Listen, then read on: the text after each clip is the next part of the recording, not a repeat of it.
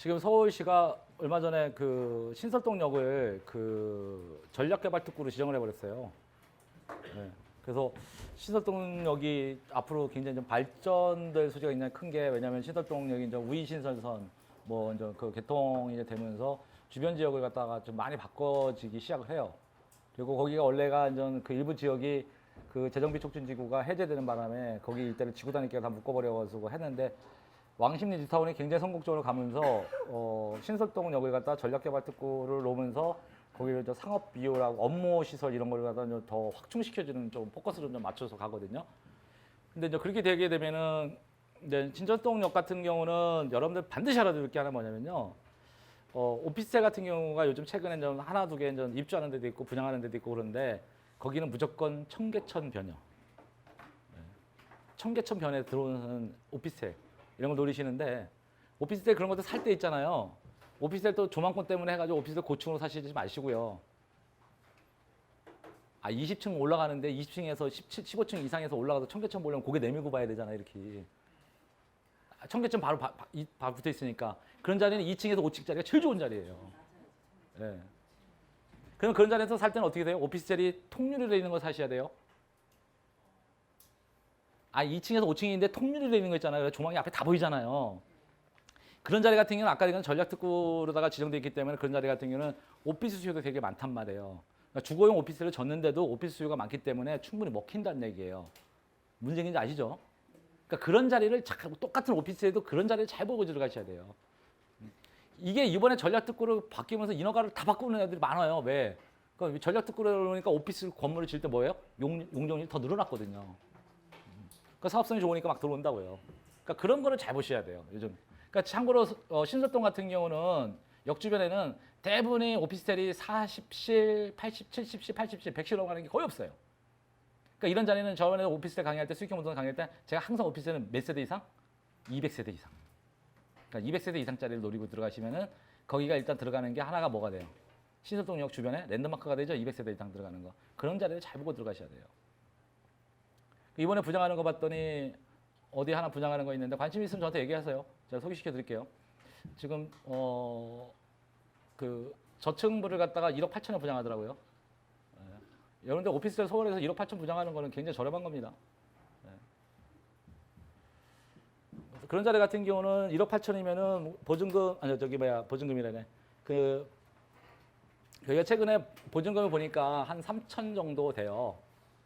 3천에 한 65, 65 정도가 좀 임대 시세인데, 그러면 1억 8천이면 10%가 되면 1,800이잖아요. 그렇죠? 1,800에서 2년 동안 2년 짜스트 걸린다 생각하면 오피스텔 200세대 되면 2년 정도밖에 안 걸리거든요. 올라가는데. 그래서 그 정도 걸리는데 가격이 한 2천에서 3천 정도 뛸 것 같아요. 왜냐면 전략개발 특구로 지정해 놨으니까. 그러면 그런 데로다가 오피스를 이전하려면 혜택을 주거든요. 사무실 이전하는 업체들은 혜택을 주니까 뭐가 돼요? 바뀌겠죠. 그래서 그 자리 같은 경우 만약에 2천원까지만 올라가도 2년 정도에서 올라갈 때, 입주할 때쯤에 그 정도 올라가면은 거의 수익률이 50%잖아요. 해볼만 하죠. 그 자리가 어디 있어요. 그런 거를 눈에 볼 줄을 아셔야 돼요. 왜 그런지. 그다음에 그런 자리에 가면은 항상 오피스텔 사시는 분들이 어떻게 하면은 15층 이상 살라 그러거든요. 제가 아까 얘기했죠. 청계천변 이런 데서 오피스텔 들어오면 항상 몇 층부터 살아? 2층에서 5층 사이에요. 왜냐면 이렇게 앉아 있으면 뭐예요? 바로 청계천이 보이잖아요. 그래서 또 뭐라고요? 통유리 돼 있는 거다 해야죠. 왜 이렇게 왜 이렇게 돼 있어가지고 문 두 짝 열고 이렇게 나가는 거 있잖아요. 특히 오피스텔 같은 문 한 짝밖에 없잖아요. 그리고 이렇게 보면은 위로 올라가면 이렇게 중간에 있잖아요. 저렇게 있잖아요. 그런 자리 별로 안 좋은 거예요. 그러니까 통유리 되는 거. 예. 이런 자리를 잘 보실 줄 알으셔야 돼요. 누가 문의를 해오길래, 아니 이번에 거기 있는 게 오피스텔이 하나 있는데 어떤 게 좋습니까? 그래가지고 그 사람이 얘기하는 게 20층인데 뭐 15층 이상이 좋을 것 같은데요, 그러는 거예요. 그래서 내가 15층 이상 왜 올라가요? 이게 야경이 별로 안 좋아요, 신설동은. 유일하게 좋은 건 뷰는 뭐냐면 청계천이란 말이에요. 그러니까 청계천변을 보이려면 뭐 한다? 2층에서 5층 자리가 제일 좋은 자리예요. 저 같은 경우는 딱 3층 들어가요. 3층에서 이렇게 딱 고개만 돌리면 청계천이 딱 보이거든요. 그 정도 위치면은. 그런 자리 같은 경우는 냉정히 따지면은 잘 보세요. 오피스 되죠. 오피스 수요도 많잖아요. 그 정도면. 그렇죠? 그 정 안 되면요. 초창기도 오피스 수요가 많다가 나중에 가서 10년, 20년 되면 뭐예요? 좀 노후화되죠. 그때는 뭐 그래도 뭐 한다? 주거용으로도 충분히 가치가 있죠. 그런 걸 잘 보셔야 돼요. 전에도 얘기했지만 오피스는 항상 두 가지가 의미가 있는 거예요. 뭐냐면 오피스의 원래 건축법상 용어가 뭐예요? 일반 업무 시설이거든요. 근데 내용은 뭐예요? 안에? 오피스 플러스 주거잖아요. 그래서 두 개 다 쓸 수 있는 포지션으로 들어가야 되는 거예요. 그게 오피스 투자의 매력이에요. 하나만 주거용이다? 안 돼요. 오피스용이다? 안 돼요. 두 가지 다 쓸 수 있는 걸로 들어가야 돼요. 그러니까 왜 그러냐면은 이렇게 일반 업무 시설이 되게 되면 오피스 쓰면서 주변 지역에 여러 가지 근린 생활시설이 막 들어올 수 있잖아요. 그러니까 그렇게 돼야지만 오피스텔이 뭐 한다? 그 오피스텔 내에서도 상권이 있는 거예요. 존재가는 게. 무슨 얘기인지 아시죠? 그래야지만 그게 값어치가 올라간다고요. 그런 거 잘 보셔야 돼요. 그다음에 추가로다가 한번 볼까요? 지역 중심 발전을 통한 고용 기반 강화. 그래서 여기 보면니까 성수동 이론을 갖다 창조적 지식 기반 산업 집중적으로 육성하겠다 해서 대학과 중공업적을 연계한 산업 클러스터. 그다음에 성수동 중공업적은 자동차 인쇄 특화 산업 육성하고 쭉 나오는데 참고로 이게 참 안 좋은 게 성수동이 원래 인쇄예요. 인쇄고 자동차 공업소가 제일 많은 데였거든요. 근데 지금 현재는 자동차 공업소 점점 사라지고 인쇄도 점점 안 해요. 다 외곽으로 다 빠졌거든요. 뭐 차주 출판 문화단지 이런 거 생기면서 파주 쪽으로 많이 빠졌어요. 그러다 보니까 기존에 있는 인쇄소 같은 경우가 성수동의 인쇄소는요, 여러분들 딱 하나 알아두셔야 돼요. 뭐냐면은 우리나라에서 모든 서울시에서 일어났던 모든 기업체들이 달력을 만드는 공장이 성수동이에요. 근데 요즘 여러분들 가시면 달력을 해요, 안 해요? 안 해줘. 그러니까 성수동에 있는 뭐예요? 인쇄 공장들이 문을 닫기 시작을 한 거예요. 그러다 보니까 그런 자리들이 이제 쓸모가 없어지죠. 그러면 그런 자리들이 최근에 뭘로 바뀌어요, 이제? 카페로 바뀌기 시작을 하는 거예요. 그러다 보니까는 가격은 계속 올라가죠. 지금 성수동에 있잖아요. 어지간한 건물들은 다 기본적으로 토지대가 4천이 넘어요. 공업소 자리도 4천이 넘어요. 그래서 성수동 같은 경우도 지금 최근에 뭐 10년 전부터 생기기 시작했던 게 지식산업센터잖아요. 근데 가격이 워낙 땅값이 높다 보니까 평당 분양가도 높아요. 하면 다 1,400 이상이에요. 1,500씩 분양하거든요. 지식산업센터도. 그러면 임대 수요가 그렇게 그러니까 임대료는 비슷비슷해요. 가산이나 거기나 비슷비슷하다고요. 평당 임대료가 보통 7만 원에서 10만 원 사이에 다. 그러면은 들어올 사람이 있느냐? 그치가 많지가 않아요. 그러니까 결론적으로 말하면 뭐 가격 올라가는 소지가 없어요. 그러니까 임대 수요는 많은데 뭐 한다? 자산 가치 투자로서는 그게 좋지가 않아요. 그래서 여러분들이 성수동 같은 거 지식산업센터 분양한다면은 그렇게 많이 보지 마세요. 많이 보지 마세요. 그리고 제가 지식산업센터는 항상 얘기했지만 지식산업센터는 항상 뭐하고 연결되어 있다? 제4차 산업혁명하고 연결되어 있기 때문에 지식산업센터는 항상 기본적 베이스가 뭐다? R&D예요. 그러면 성수동 일대에 R&D가 있어야 되는데 R&D가 있어요? 없어요? 없죠? 그렇죠? 그러니까 성수동의 지식산업센터는 그렇게 전망이 좋지가 않은 거예요. 그러니까 그런 것들을 여러분들이 자꾸 연결시켜서 가지고 가야 돼요. 그러니까 건대 입구역 같은 경우 이런 청년 일자리 상업시설 확충 및 문화시설 도입하겠다. 특별계획구역 사업 시행으로 대형 상업시설 및 문화시설은 공급되어 있죠. 대형 상업시설이 뭔지 아세요? 스타시티 있죠. 스타시티. 옛날에 건대 야구장이었잖아요. 야구 연습장. 그 자리였어서 그 자리가 스타시티라서 주상복합 아파트로 들어가서 밑에 층에 뭐예요? 다 상업시설 되어 있잖아요. 백화점 들어오고 다.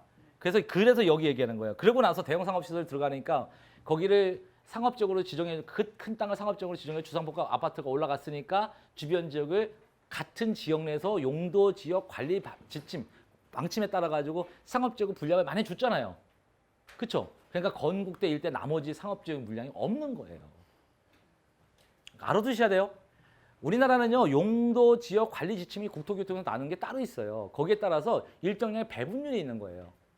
이 지역에서 만약에 계획관리 지역이 부족하다.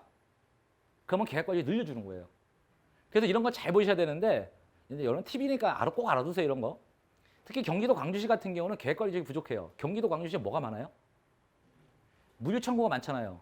물류창고가 건폐율이 40에다 용적률이 100이에요. 근데 건폐율 40과 건폐율 20의 차이는 더블 스코어예요. 보전관리 지역은요. 건폐율 20에 용적률 80이에요. 근데 건폐율 20이잖아요. 근데 용적률은 20밖에 차이가 안 나는데 건폐율 20과 40 차이는 굉장히 큰 거라고요.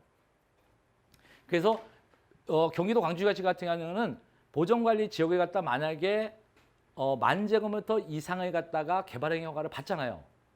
그렇죠? 그러면 나머지 지역을 갖다가 계획관리적으로 다 풀어줘요. 그러면 보전관리지역하고 계획관리 땅값이 2배 차이 나거든요. 그러니까 여러분들이 만약에 이런 거를 잘 알아주셔서 가져간다면 예를 들어서 한 10,000평 정도를 갖다가 매입을 했어.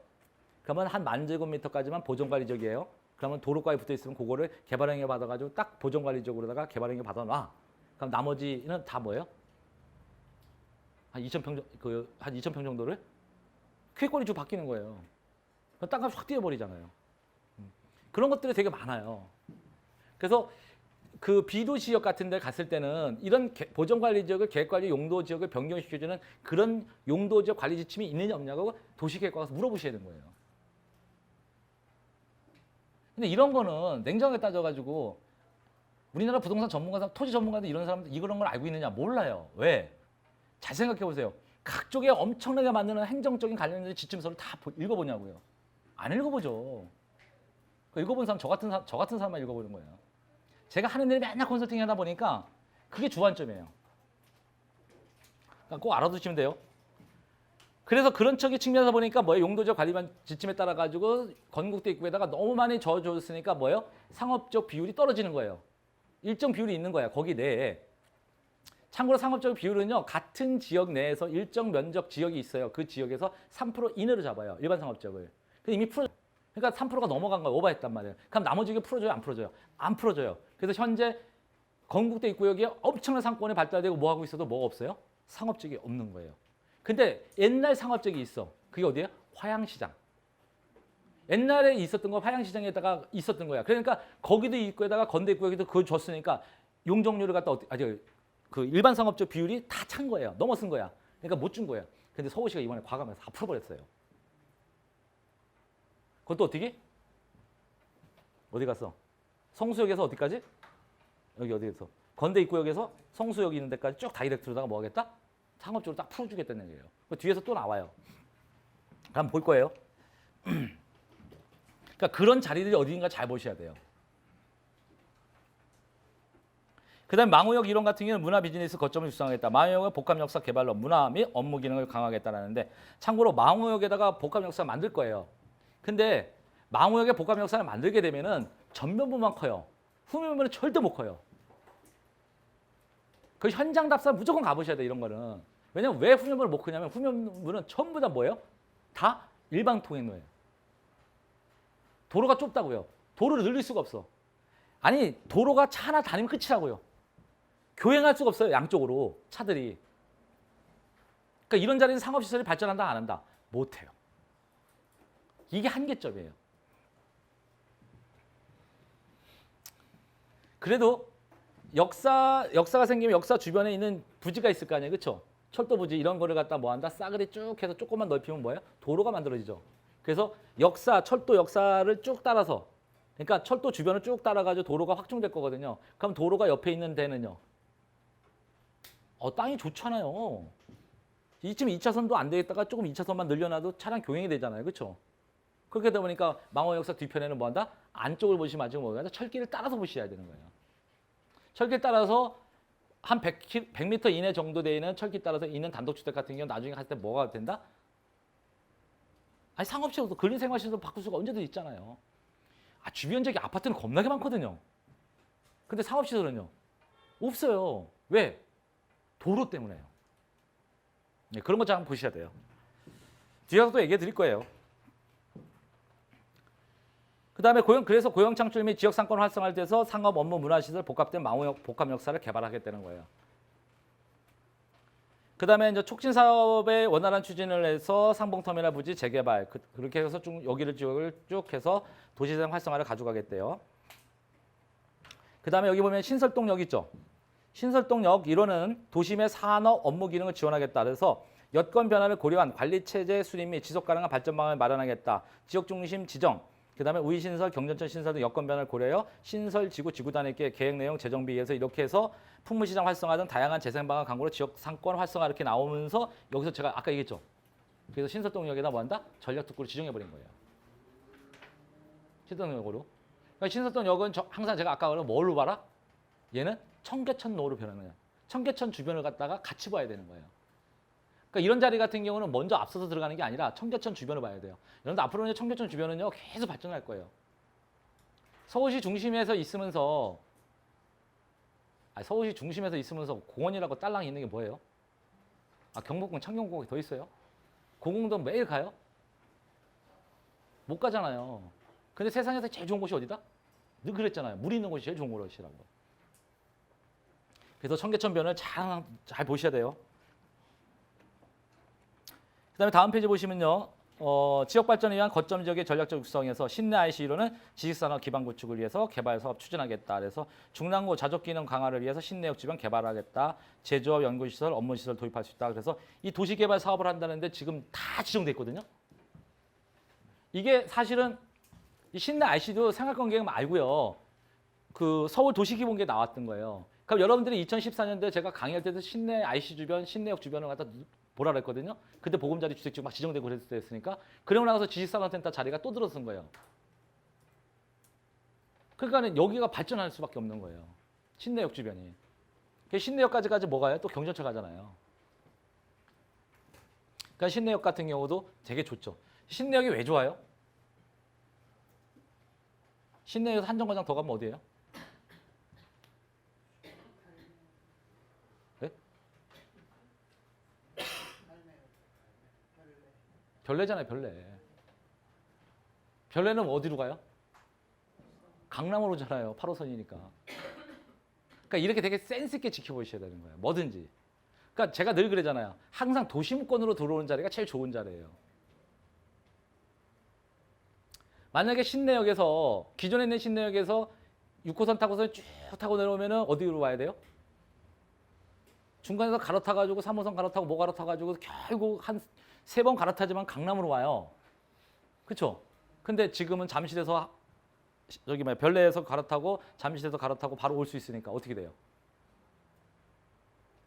가깝잖아요. 그러니까 그런 것들이 그러니까 강남으로 진입하는 것들이 좋아지는 것이 그 지역의 땅값이 올라간다 그랬잖아요. 도심 접근성이 좋아지면 주변 지역, 그 도심 접근성이 좋아지는 그 주변 지역의 땅값이 올라간다. 땅값이 올라가면 봐도 뭐도 올라간다? 아파트 가격도 올라가더라. 그래서 항상 그렇게 접근하라 그랬잖아요. 뒤에 가면 또 보여줄 거예요. 제가 딱 이번에 이쪽을 투자할 때가 많기 때문에 제가 다 그냥 지도 꺼내놓고 뭐 꺼내놓고 경전철 역사 위치 다 꺼내놓고 다 잡아놨다고요. 뒤에 가면은.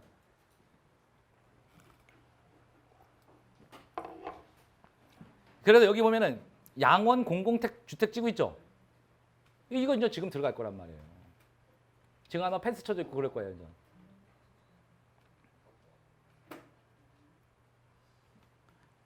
그 다음에 전략 4-2 보면요. 주변 재생사업과 연계한 중랑물 재생센터 복합개발을 추진하겠다. 중랑천 생태공원 조성사업과 연계한 복합개발. 그 다음에 장안평 일대 도시재생 활성화 사업과 연계한 복합개발 추진하겠다. 이렇게 나오죠. 그래서 장안평 일대를 도시재생 활성화 사업이에요. 그래서 여기에 도시재생 활성화 사업 계획에 다 들어가 있는 거라고요. 그러다 보니까 여기 중랑물 재생센터 연결되어 있으니까 이 지역 일대가 싹 바뀌어버리죠. 그래서 여기가 중랑물 재생센터 이게 중랑천이잖아요. 여기 어디예요? 성수역. 그렇죠? 그러니까 성수역이 지금 이 아래만 발전돼 있단 말이에요. 카페들이 슬슬 올라서기 시작하거든요. 근데 재미난 얘기 여기서 또까지 뭐 나요? 보행 다리 놓을 거예요. 그러니까 보행로 놓으면은 여기 있었던 애들이 다 놀다가 장안평역으로 가든지 아니면 성수역으로 내려올 거란 말이에요. 그렇죠? 근데 잘 보세요. 여러분들 같으면은 장안평역에 내려서 중랑물 재생센터 한번 다 보실래요? 아니면은 성수역에 내가지고 중랑천 한번 거쳐서 가실래요? 걷기 싫어하는 사람은 장안평에서 내릴 거고요. 걷기 좋아하는 사람은 성수역에 내릴 거예요. 근데 상업적으로 발전할 수 있는 거는 훨씬 더 성수역이 빨라요. 왜? 기존의 카페 거리들이 워낙 많기 때문에. 이게 틀리다고요. 그리고 대신 중랑천에다 뭐가 아까 알은 거 중랑천에다 뭐가 된다 했어요? 동북아선으로 지화되면서 그 지상공원화 시켜버리면은 그렇죠? 그 일대가 싹 바뀌잖아요. 그렇죠? 그러면서 걸어서 넘어갈 수 있는 곳이 중랑물 재생센터 공원화돼 버리니까 아무래도 성수역 북단이 성수역 북쪽이 훨씬 더 발전될 거라고요. 그래서 제가 강의할 때도 얘기했는데 요 중랑천 이게 도로거든요. 도로 요 안쪽에 있죠, 이게. 화양동이거든요. 굉장히 낙후되는 지역이에요. 여러분들 가셔서 물어보시면요. 깜짝 놀라실 거예요. 왜냐면 서울시에서 주택 가격이 1,000만 원 이하도 있구나. 근데 여기다가 역사 하나 생겨가지고 보행로 하나 생기면 대박 치는 동네인데 아무 계획이 없어요. 아무 계획이. 아니 계획이 없어요 현재. 그래서 제가 관심이 있게 지켜보는 거는 이런 동네예요. 잘 보세요. 왜 그러냐면 서울시에서 유일하게 주변 지역에 전봇대가 하나도 없으면서 드론이 이착륙 가는 동네. 주변 지역에 전봇대 하나도 없으면서 드론이 이착륙 가는 동네. 이 동네. 지금도 전봇대 있어요. 그거 전부 다 지하화 시켜버리면요. 혹시나 나중에 가면은 아마 드론 그 주택지구로다가 아마 서울시에서 발표할 지역이 유일한 지역이 아닐까. 제 느낌이에요. 왜냐면은 주변 지역에 없거든요. 중랑천 주변 지역에 싹 개발되고 반대편 개발되고 그럼 정말 좋은 동네인데 교통은 열악하잖아요. 근데 나중에 드론이 활성화되면 드론 때문에 교통 끝나잖아요. 그러면 서울에서 이만한 단독주택지구는 없거든요. 사실은. 그런다고 지금 들어가서 고민하지 마시고요. 혹시나 해서 얘기 드리는 거예요. 그래서 조만간에 아마 드론에 관련돼서 뭐 이런 거 아마 뜨면은 한번 지정될까 안 지정될까 한번 관심 있게 지켜보는 지역이에요. 제가 이런 거 좋아하거든요. 그 다음에 광나루역 일대 미개발 체육시설 부지 등을 활용해서 문화체육시설 등 조성하겠다라고요. 이게 이제 광나루역에서 조금만 더 걸어가다 보면은 그 옛날 그 한강 호텔이라고 있어요. 한강 호텔. 예. 옛날에 진짜 오래된 호텔인데 예식 많이 하기로 유명한 동네거든요. 거기 옆에 보면은 광진교라고 있죠. 지금도 이제 보행로도 있고 자동차도 다니고 있는데 거기를 갖다가 보행 전용 도로로 만들겠다는 거거든요. 보행 전용 도로가 아니라 보행 전용 육교 저기 뭐야 다리로다가 만들겠다는 건데 그렇게 되면은 이제 나머지 확 바뀌게 되겠죠. 여기를 우연찮게 한번 갔어요. 그래서 사진을 찍어서 왔는데 정말 여기 보행 전용 도로 도로가 생기면은 여기 상권 발달하기 딱 좋겠다는 생각이 딱 들더라고요. 왜냐하면 상권이 딱 커질 때가 딱 사이드가 조금밖에 없어요. 그러니까 한 들어가는 자리가 아파트로 들어가는 자리 하나, 그다음에 차량 들어가는 자리 하나 딱 거기밖에 없어요. 한 전체적인 면적은 다 합쳐가지고 한 2,000평 정도? 그 정도밖에 없어요. 그러다 보니까 되게 좋을 것 같은 거예요. 그래서 지금도 상권은 몇 개 있고요. 상권 여기 근린생활시설 몇 개 있고 그런 자리 좋아해요. 한번 가보셔서 저런 거 한번 가보셔서 이거 한번 봐야 돼요. 왜냐하면 서울시 업무 계획을 봤는데 갑자기 저기다가 뭐 한다? 전면 통제하고 예? 저기가 뭐 한다 그랬어요? 예? 영국에 있는 뭐 한다? 영국의 캠브리지 그거하고 똑같이 뭐 한다? 보행도로를 만들겠다는 거예요. 여러분들 캠브리지 가면요 굉장히 유명한 그 영화에도 많이 나오고 그런데요. 거기 관광 명소거든요. 그런 식으로 만들겠다는 거예요. 서울시에 그런 자리가 없잖아요. 그러면 그런 자리들이 많이 바뀌게 되는 거죠. 그 다음에 여기 보시면요. 주거지 특성별 관리 및 정비 방향이 있는데 이것도 한번 볼 거예요. 한강 중랑천에 접한 수변 특성 주거지 관리 들어가겠다 나오는데 한강변의 대표적인 주거지인 금호동, 성수동, 자양동 이런 경관 거점 조성하겠다라는데 여기 경관 거점이라고 했죠. 그러니까 아까 있죠. 경관 관리 구역이라고 지정된다 그랬죠. 높이 규제라 했죠. 여기가 다 높이 규제 가는 거예요.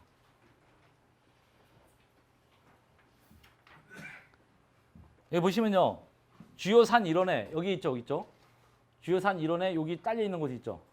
그런 가고 한강변 주변 있죠. 여기 갖다 전부 다 경관 관리 구역이에요. 그러니까 높이 규제를 가는 거예요. 그 다음에 또 하나 보면요. 됐고 그 다음에 산주변 주거지역 아니면 볼까요? 아차산, 망우산. 주요 산변 특성 지역을 고려해서 주거환경 개선 사업을 했대죠. 개발하겠다는 얘기 안 나와요. 그렇죠?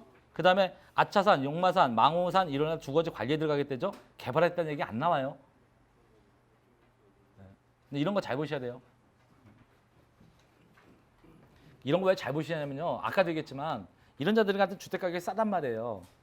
근데 이런 자리들이 나중에 드론이 활성화되고 그러면 다 뭐예요? 값어치가 높아지는 땅들이에요. 다. 그 다음에 이제 신규 역세권 주변. 그래서 신규 역세권인데 여기 보시면은 경전철 동북선, 그 다음에 면목선 이럴 때 신규 역세권 같은 경우는 전부 다 어떻게 하겠다? 밑에 보면 여기 전략 6-2 보면 신규 역세권 같은 게 어떻게 하겠다? 동북선 신규 역세권은 중심지별로 계획을 통해 관리하겠다. 그렇죠? 면목선 신규 역세권 주변 주거지 관리는 중심지 또는 지구단위 계획 위에 계획을 미수립 지역에 대한 개발 시 지구단위 계획으로 지정해서 가고 그다음에 면목선 신설역에서 104, 105, 107, 108, 109, 110, 116 일대를 지정 검토하겠다. 나오죠? 지구단위 계획으로 가겠다는 얘기는 뭐예요? 준주거, 지역주구 체계적으로 관리하겠다는 얘기예요. 이런 걸 쭉 가져가겠다는 거예요. 그래서 여기 보시면은 면목선 같은 경우는 104부터 시작하는 거예요. 그래서 어디까지? 1011까지. 여기까지. 그래서 이들 지역에 갔다가 뭐예요? 쫙 해서 뭐 하겠다? 역세권 개발하겠다는 거예요. 역세권 개발하는데 뭐를 갖다? 지구단위 계획으로. 그래서 현재 다 보시면 2종, 다 2종, 3종이거든요. 그럼 최소한 여기를 갖다 일정 지역을 뭐 하겠다? 준주고 쫙 주겠다는 거예요. 그래서 제가 뒤에 가서 여기를 엄청나게 많이 해놨어요. 싹을 다 조사했다고요. 다. 위치부터 시작해가지고 어디까지 다 투자할 만한 곳 아닌 곳 투자할 곳이면 이런 게 투자해라 다 지정해놨다고요. 그 다음에 이제 동부간선도로 지하화하는 거고요. 교통체계를 하겠다. 그러니까 동부간선도로 지하화해가지고 이렇게 바꾸겠다는 얘기예요. 지금 동부간선도로 보면은 동부간선도로 여기 쫙 있고 여기 조금 뭐예요? 체육시설 있고 섬에 다 나머지는 전부 다 없잖아요. 그렇죠? 이거를 가지고 전부 다 공원화 시켰다는 거예요. 이렇게. 옛날에 오세훈 여기 서울시장 있을 때는 여기 뭐 띄웠는지 아세요? 계획에 요트 띄워놨어요.